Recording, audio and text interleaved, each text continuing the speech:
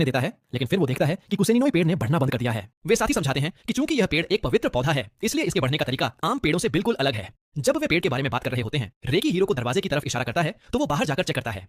बाहर उसे हवा में तैरता हुआ एक छोटा सा नीला ड्रैगन दिखाई देता है। वो ड्रैगन हीरो को झुककर नमस्ते करता है, इसलिए वो भी सम्मान में सिर झुकाता है। हीरो फिर ड्रैगन को अंदर बुलाता है और यमागामी से उसके बारे में पूछता है। यमागामी बताता है कि इस ड्रैगन का नाम ओरियू है और यह किस्मत चमकाने वाले उन 4 जानवरों में से एक और जानवर है।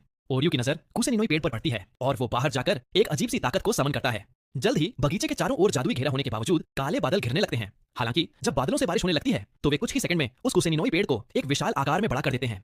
एक बार जब पेड़ बड़ा हो जाता है तो ओरियो बारिश रोक देता है और हीरो से उसके तालाब में रहने की इजाजत मांगता है। हीरो उसे वहां रहने देने के लिए मान जाता है, लेकिन सिर्फ तभी जब रेकी को इससे कोई ऐतराज न हो। क्योंकि रेकी को कोई दिक्कत नहीं होती, इसलिए ओरियो उनके साथ रहने लगता है। यामागामी बताता है कि ओरियो हीरो को बहुत पसंद करता है, क्योंकि हरामा ने अपने पेंटागन का इस्तेमाल करके उसे एक बुरी आत्मा से आजाद कराया था। हालांकि यह असल में हरामा का काम था, लेकिन ओरियो को उसकी जादुई ताकत के असली सोर्स का पता चल गया और वो हीरो के घर उसका शुक्रिया अदा करने आ गया। अचानक हरामा खुद दरवाजे पर आ जाता है, इस उम्मीद में कि उसे भूतों को दूर भगाने वाली लिखाई का एक और बंडल मिल जाएगा।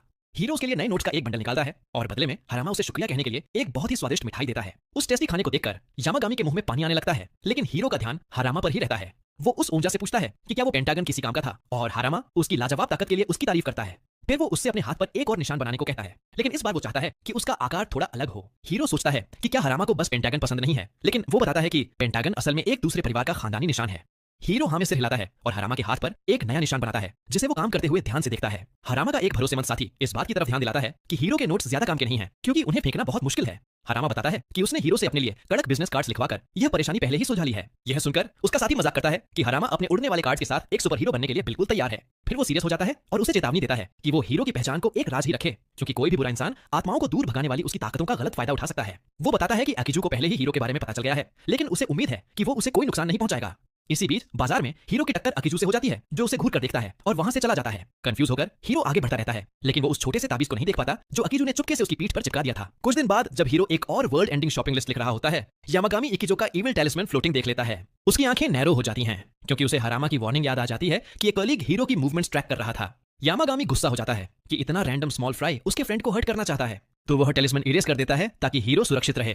कुछ समय बाद इकिजो खुद हीरो के घर तक पहुंच जाता है, क्योंकि उसके कर्सिंग टैलिस्मैन्स सब फेल हो गए थे। जब वह होरावा के साथ घर पहुंचता है, वह उससे पूछती है कि मनाटो को देखकर अब क्या प्लान है। इकिजो उसे बताता है कि वह या तो उसके टैलिस्मैन्स खरीद लेगा बल्क में, या फिर उसे खुद के लिए कस्टम मेड आर्टिफैक्ट्स बनाने के लिए मजबूर न कर सके। फिर होरावा मिनाटो के घर के आसपास की सारी मैजिकल एनर्जी से एक अजीब सा रिंगिंग साउंड महसूस करती है, लेकिन उसे समझ नहीं आता कि वो क्या है। इकिजो आगे बढ़कर डोरबेल बजाता है, लेकिन जब दरवाजा नहीं खुलता तो गुस्से में उसे लात मार देता है। अचानक उसके शरीर में एक अजीब सी पावर दौड़ जाती है और वह फिसलकर गिर जाता है। इकिजो उठकर देखता है तो खुद को एक नाइटमेयर जैसे लैंडस्केप में पाता है, जो एक डरावने श्राइन के इर्द गिर्द